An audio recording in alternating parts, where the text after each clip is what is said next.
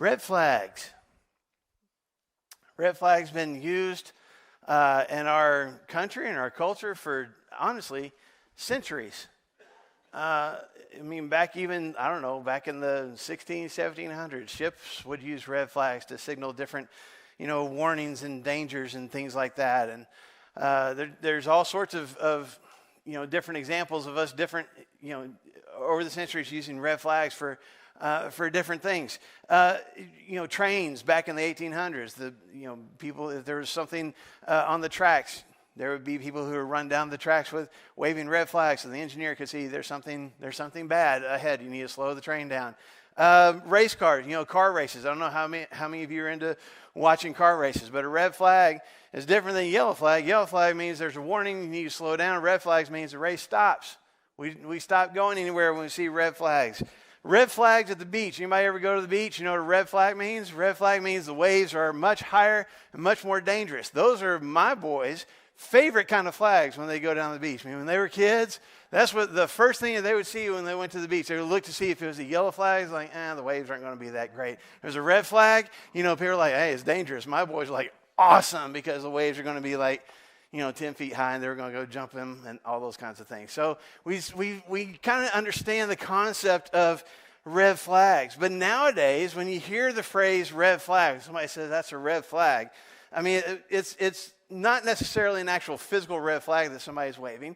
More often than not, we use that phrase to talk about something that is a warning sign, something that we should be concerned about, something that we should, pay attention to. It's something we should stop doing or maybe consider not doing. It's some kind of a warning. And if you look on the internet, you find all sorts of different reasons that people give, red flags for.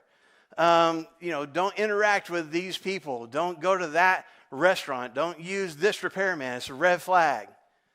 And maybe those things are legitimate. Maybe somebody just got, they're irritated by somebody else, and so they come up with some kind of red flag. But I just was surfing through the internet and just finding different reasons why people, use the phrase red flag. So let me give you a few that I came across. People who put pineapple on their pizza, red flag. Okay. I'm not saying it. The internet said it. So take it up with the internet. It's not me. Let's see. People who wear Crocs to every event, red flag. Red flag about those people. People who go to a movie theater for a 3-hour-long movie and only buy a small popcorn. Red flag. What is wrong with those people? You need the large, This is one, I hadn't even thought of this because this doesn't happen for me, but a hairstylist who doesn't take your pic afterwards. Red flag. Is that a red flag? Is that true? I don't know. If they don't take your picture and go, oh, look how cute you look, then that's a red flag? I don't know. That wasn't a red flag for me, but apparently it is. A repairman who is disappointed in the previous repairman's work. In other words, somebody's like, oh, look what they did. I can't believe that somebody did this kind of craftsmanship. Look how bad that is. That's a red flag. Because why? Because you're about to get charged a whole bunch of money, right? So if a repairman is complaining about the previous person's work, that's a red flag. I'll tell you one that I experienced personally.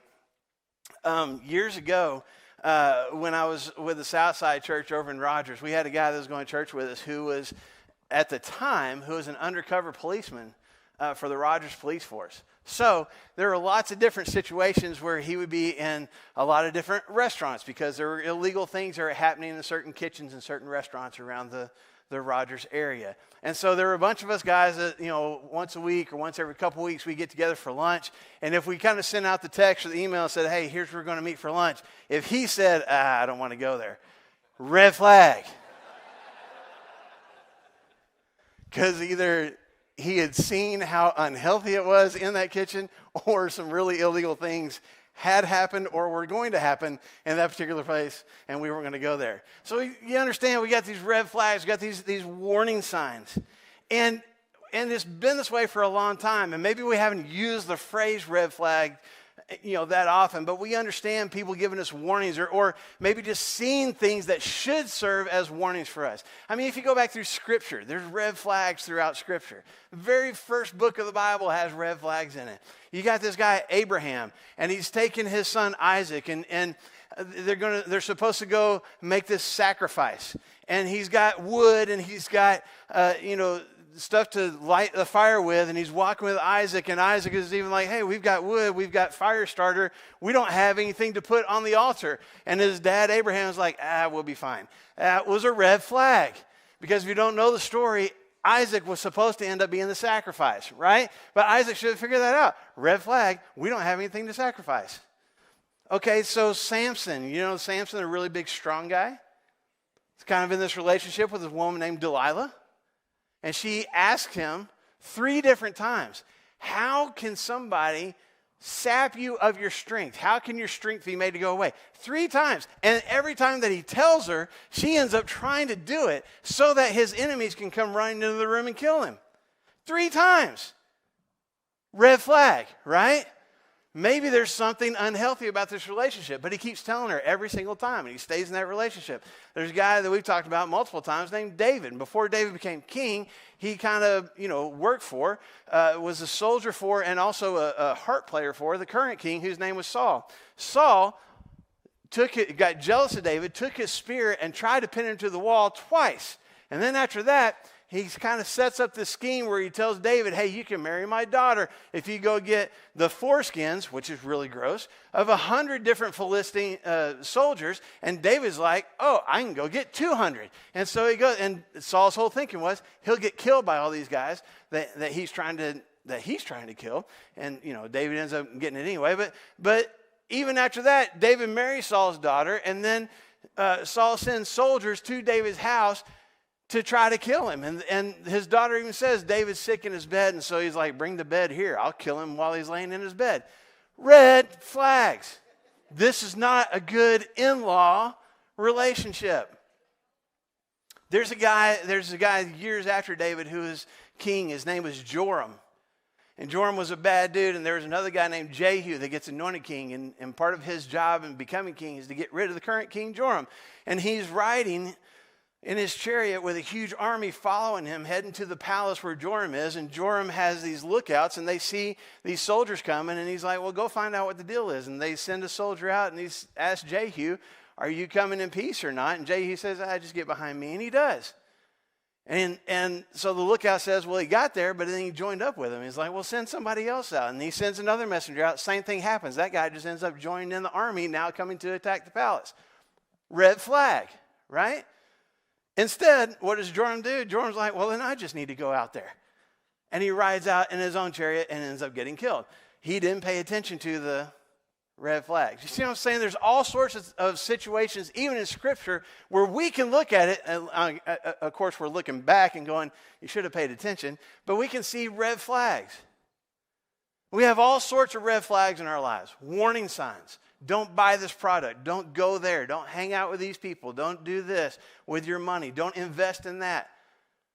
We have these red flags. But what about when it comes to our relationships? What about when it comes to friendships and people that we're dating and friendships and even in our own families and our own marriages? Are there warning signs? Are there warning signs that maybe something in that relationship is unhealthy? That maybe we're heading towards a hurtful situation? That maybe we're heading towards something that's going to be painful for us? Something that's dysfunctional? Something that's going to cause even more problems down the road?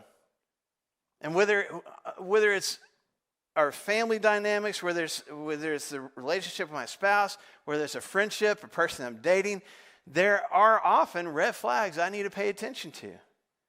There's potential problems on the horizon. There's things that I need to be paying attention to, and circumstances that I may need to have open eyes towards, because something's going to need to change. Something's going to need to be different. Otherwise, I'm going to find myself in a world of hurt. And I would imagine if we asked right now, what are just some red flags in relationships that you can think of? I bet we would get a whole bunch of different answers. I mean, if you went on our Facebook page right now or on our YouTube channel and just in the comments started typing out, here's a red flag that I didn't pay attention to in a friendship. Here's a red flag I didn't pay attention to when I was dating this person. Here's a red flag that I should have paid more attention to in our family that ended up becoming a problem. We'd have a whole bunch of different answers.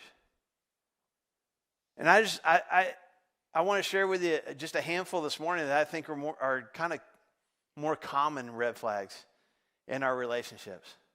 And one of them would be like dishonesty and distrust. Whether it's somebody that I'm friends with that is, being completely dishonest with me, that I can't trust at all, whether it's a family member who manipulates everybody else in the family to do what they want, who never is completely honest with everybody, never completely open with everybody, has something that they kind of keep hidden, maybe even from their own spouse. When I got friends that act one way around me and act a different way around other people, or they gossip behind my back, or they're consistently breaking promises, that distrust, that dishonesty, that's a red flag. There's probably bigger problems on the horizon if I start paying attention to those things.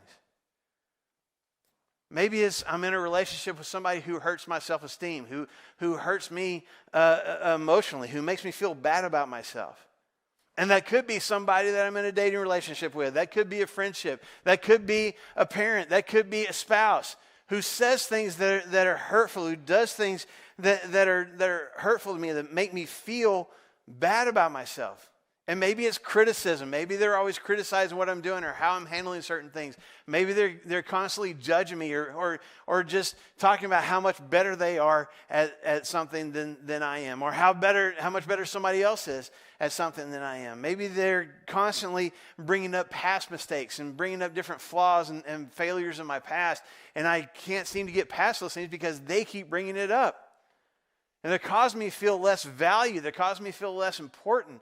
And if that is a consistent part of that relationship, no matter who that connection is with, that's a red flag.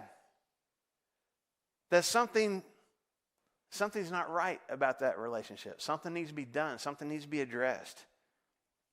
Maybe it's conflict. Conflict can be a red flag. In any relationship, if you're in a relationship or connection with any person for an extended period of time, there's going to be conflict. You got two people with two different personalities and maybe different life experiences and totally different perspectives who are trying to be in this connection with each other. There's going to be conflict. But if there's constant conflict, if I'm constantly fighting with that one person in my family, if this friend and I are constantly getting into arguments, we're losing our temper with each other, if my spouse and I can't seem to get through a single conversation without it turning into an argument, that's a red flag. That's a warning that something's not healthy in that relationship. Something needs to be addressed. We need to do something different. We're not designed to be constantly fighting with other people. We're not designed to, especially the people that we're in relationships with and connected to somehow, we're not designed to constantly be in conflict with those people. And something needs to be changed. Maybe it's just time or lack of it. Time and focus. If I got a friend who never wants to spend time with me, who always seems to be busy and always seems to have something else to do, if I've got a family member who is always focused on work or on school, or always focused on their phone, or always off by themselves and never spending any time with me or the rest of the family, if it's my spouse who is never home, who would rather spend time with their friends than they would with me, who is always in an opposite room in the house, or at least an opposite end of the couch, and we don't ever have any interaction with each other, those are red flags. Those are warning signs that this is not a healthy connection. This is not a healthy relationship. And again, the list could go on. And if I asked you, you could come up with other ones. Or maybe even I've triggered some thoughts in your own mind about some of the relationships that you have right now. And you're like, I haven't been paying attention to some of these warning signs. And so what we're going to do for the next few weeks is talk about some of the more common relationship red flags, the warning signs that we see in our relationships that are more common to a lot of us. And we're going to talk about why some of those issues are there and what we need to do about that particular situation in that particular relationship.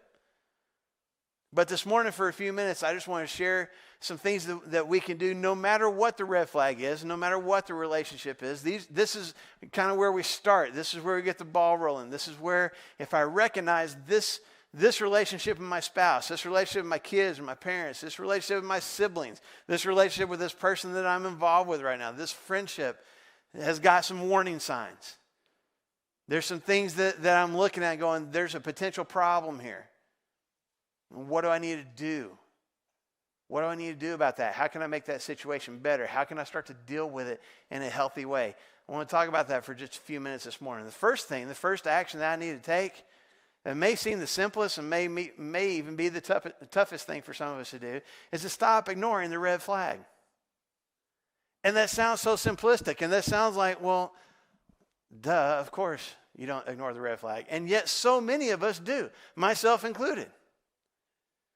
I see a potential problem. I see that there's something wrong, that there's something that needs to be addressed, but I pretend that there's really no issue. I convince myself that it's not that big a deal. I just ignore the problem. If I ignore it long enough, it'll go away.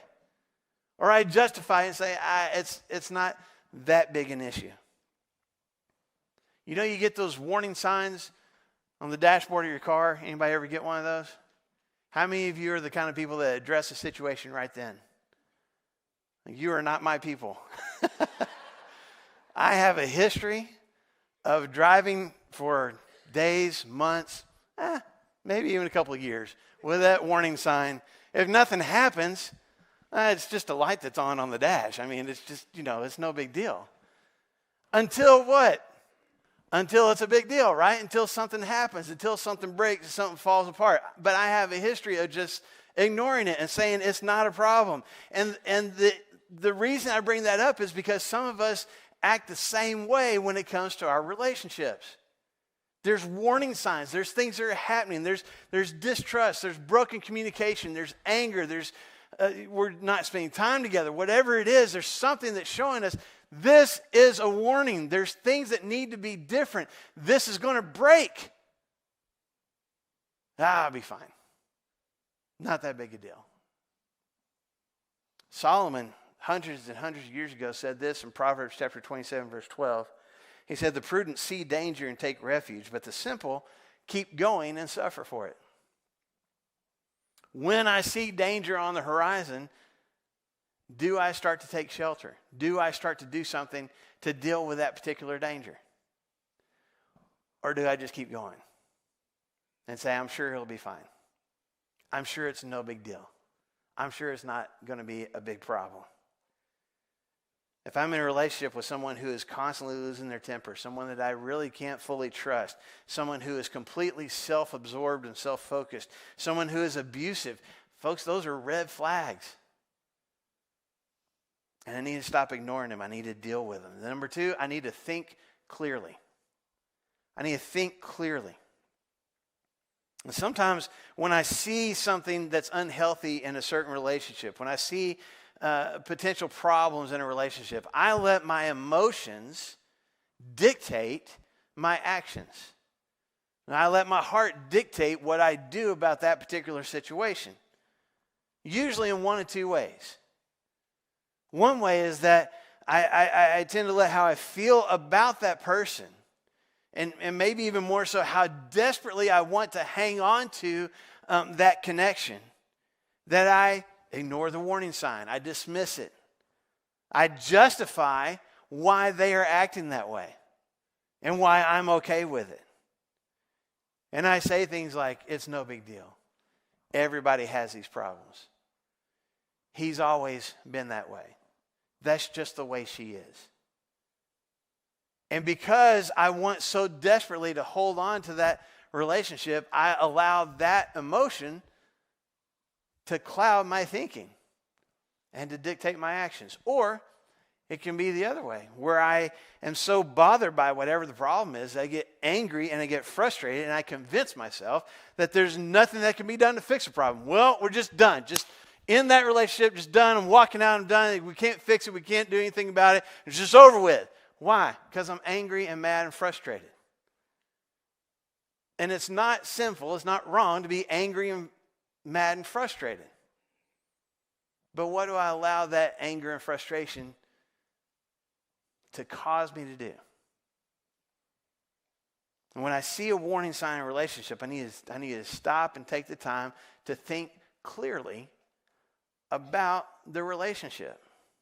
And don't just let my emotions take control. I need to understand what the real problem is and what the root of the problem is. And start thinking about how to deal with it.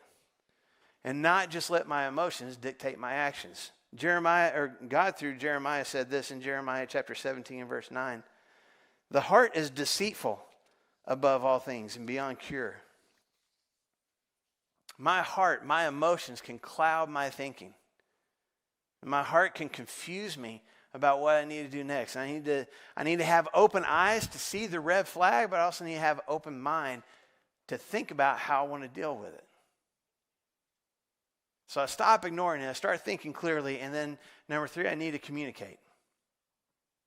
I need to use my words. I need to talk with my friend. I need to talk with my spouse. I need to talk with that family member. I need to communicate about what it is that I'm seeing. Maybe I'm seeing something that they're not. Maybe I'm sensing something, feeling something that isn't a red flag. Or maybe it is for me and they don't realize how big the problem is. They're not seeing it that way. I need to talk about that. We need to communicate about that. And if we don't address it, if we don't talk about it, it's going to continue to be a problem. It's going to get worse. I need to actually spend some time communicating about that so that we can deal with it and do something different. Going back to Solomon again, the book of Ecclesiastes, in chapter 3, Solomon lists this whole just list of things, different things that it's a good time to do this in our lives. And maybe it's a time not to do this thing. Do this on these occasions, do this on these occasions. Don't do this on these occasions. Don't do this on those occasions. And in chapter 3, in Ecclesiastes chapter 3 and verse 7, Solomon says, there's a time to be silent. And there's a time to speak. There are times when I need to keep my mouth shut and not offer my 2 cents worth and not offer my opinion. But there's a time when I need to speak up. And folks, when I see red flags in a relationship, that's a time to speak. Not that I constantly complain and not that I constantly whine, but that when I see a problem and I see the potential problems on down the road in this relationship, I need to talk about that. I need to address it. I don't need to just sit and stew and hope that things get better. I need to communicate about it. Number 4, I need to make a plan.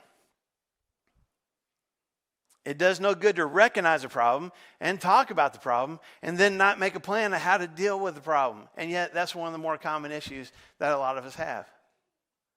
We see the red flag. We see the problem in our communication and being self-absorbed and being in constant conflict. Whatever the issue is, whatever the warning sign is, we see it. We even talk about it with our friend. We talk about it with our family member. We talk about it with our spouse. We have communication about it. And then we're like, glad we did that.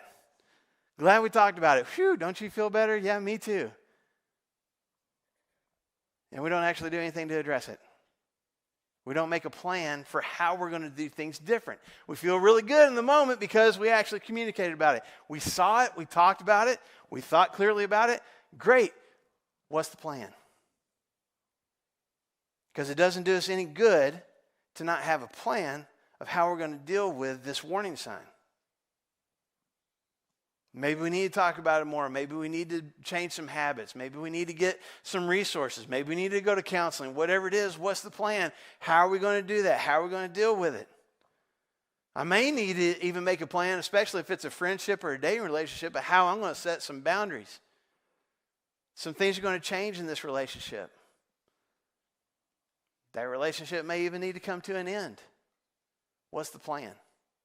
I see the warning sign. I see the potential problems. What's the plan for dealing with it?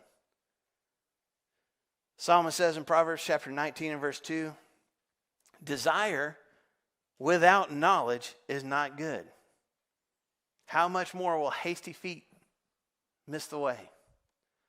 I can have the desire. I can want things to be better.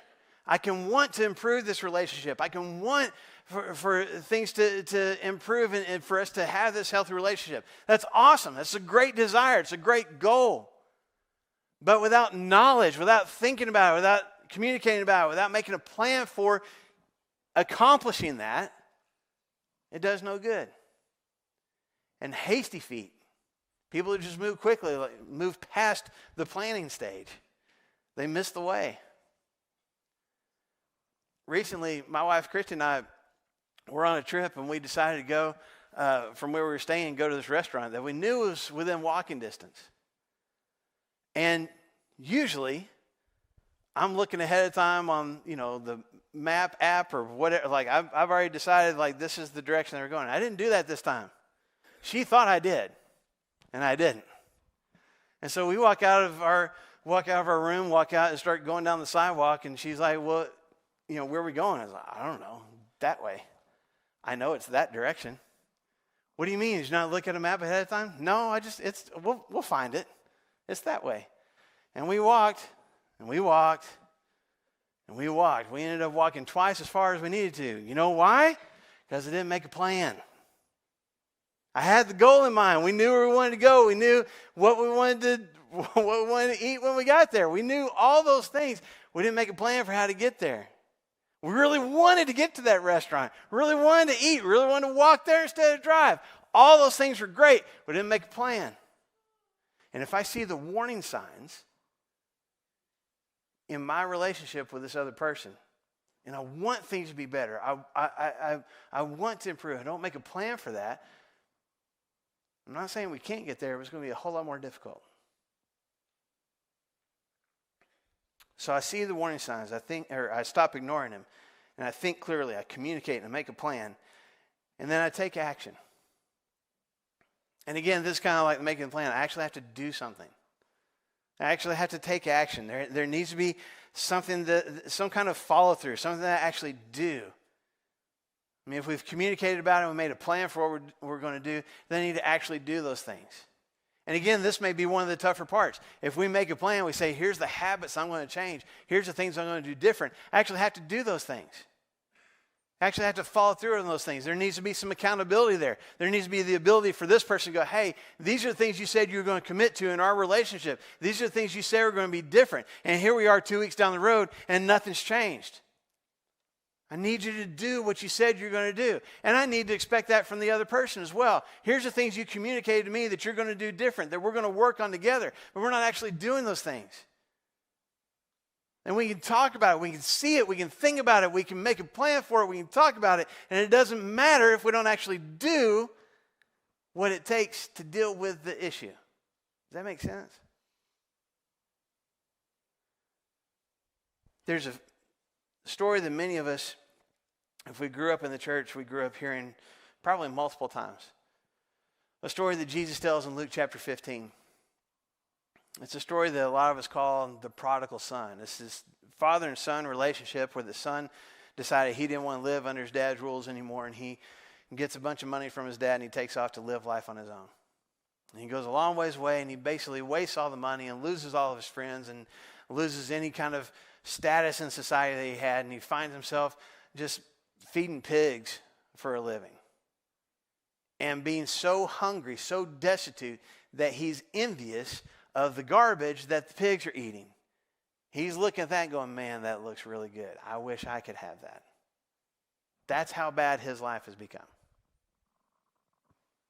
And then if you keep reading that story in Luke chapter 15, you find him starting to think clearly. I don't know if there's any warning signs for him to see. He has hit rock bottom.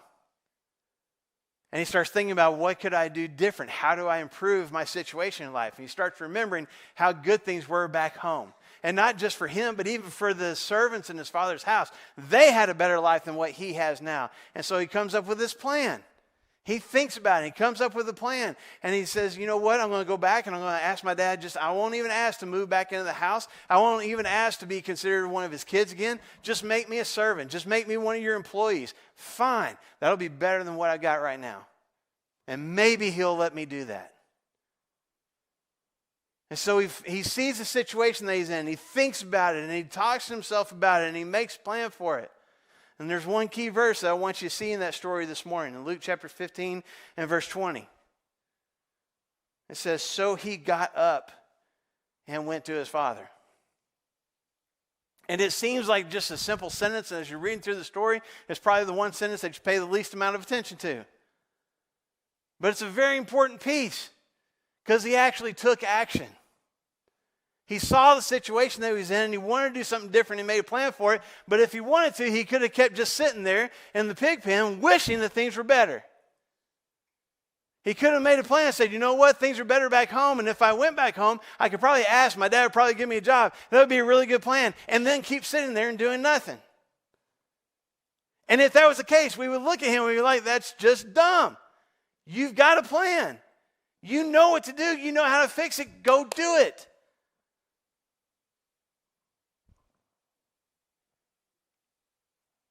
And yet that's where a lot of us find ourselves in our relationships that are broken, that need some tweaking, that need an overhaul. We see it. We thought about it. We may even have talked about it. We may even have a plan for how to improve it. And we don't take action to do anything. This boy got up and went to his father. Was it hard? I would imagine so. Did he pause every once in a while and think, you know what, maybe this isn't the best idea? Probably. Did he walk slower at certain points as he's walking back on that journey back home and think, maybe I should turn a different way? Maybe this isn't going to go the way that I wanted to? Perhaps. But he took action. And he kept going. And if you know the story, his father met him on the road and welcomed him back home. That part of the story wouldn't have happened if he hadn't taken action in the first place. There's all sorts of red flags in relationships. There's all sorts of warning signs that maybe some of us have been ignoring for a long time that need to be addressed. And all I want to do this morning is try to help us get some tools in our tool belt, help us start to learn how to actually see those things and start addressing them and doing something about them. We need to stop ignoring the warning signs. We need to think clearly, not allow our emotions to cloud our judgment. Think what needs to be different, what could be different. We need to talk about that with that other person. We need to have some communication. As difficult as that might be, we need to sit down and talk about it. We need to make a plan for it, for what we're going to do next, what's going to change, what resources do we need, what help do we need, what mentors do we need, what counseling do we need, what is it? Let's make a plan and then let's do it. Let's take action and move forward. Let's not leave here this morning doing what I typically do when I see the warning signs on my dashboard and just keep driving and hope for the best. Let's take action today, whatever that needs to look like. And I'll say this. We're going to talk through a few more specific red flags over the next few weeks. And I hope you'll be here. I hope you'll bring other people along with you that maybe it's coworkers, maybe it's neighbors, maybe it's friends that you have that you know there's some warning signs in their relationships. They've talked about that with you. You can see it, from the outside. Maybe your relationships are all healthy and doing great right now. Awesome. I guarantee you know somebody who is struggling right now. Invite them to be here or to watch this online, because we're going to go through some of these together for the next few weeks. This morning, I just want you to know what some of those are and how to start dealing with some of them. And I also want you to know that this church family is here to help. That if you're sitting there this morning and you feel like I'm the only person who has this particular red flag, this particular warning sign, and all these other people around me, their relationships are all great and healthy and everything's going fine. Trust me, that's not the case at all. And even if things are going good in many of our lives right now with all of our different connections and all of our different relationships, we've been there. This is not a group of perfect people. This is a group of imperfect people with a perfect Savior. We've all made mistakes. We've all ignored warning signs. We've all had relationship issues. We all have. All we want to do is help each other, help you do something better, experience something better and more healthy. few years ago, my wife and our friend Aaron were driving to one of my boys' football games, heading down the interstate. And we're talking, we're laughing. It's the end of the day. It's Friday afternoon. We're, probably running behind, or at least I was driving like we were, even if we weren't. And, we're just heading down the interstate, and you have those times where maybe there was a wreck on down the road, or it was just, a lot of traffic emergencies, so traffic had really slowed down. And I don't remember, I consider myself, those of you who have let your kids drive with me, I've really considered myself to be a safe driver. It was just one of those moments where it wasn't that I wasn't watching the road, but I wasn't watching right here in front of me. Does that make sense? I know I was looking off in a different direction. Traffic had stopped. And I'm going really fast down the interstate and just not paying attention that this car, not very far in front of me, is no longer going forward. And I'm flying, and I'm kind of looking in this direction. Aaron is riding shotgun, and all of a sudden he's like, look out, look out.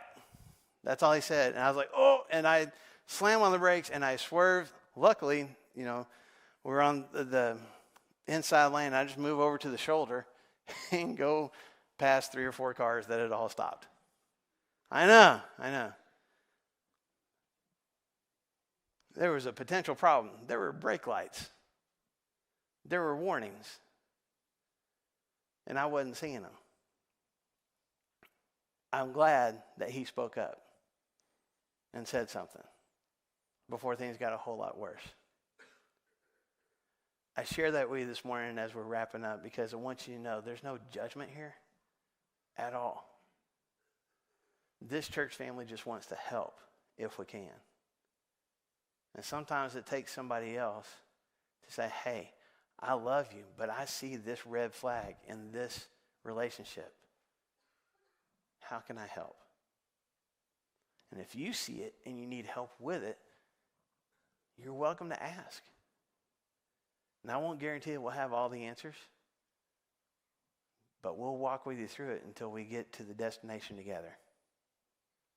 So we're going to sing a song together about offering ourselves to God first and foremost and allowing Him to work with us in our lives and our relationships. And as we're singing that song, when we stand together and we sing, if in this moment right now, if you recognize there's been a warning sign in this particular part of my life for a while, and I need help with it, you're welcome to come forward and share that with us.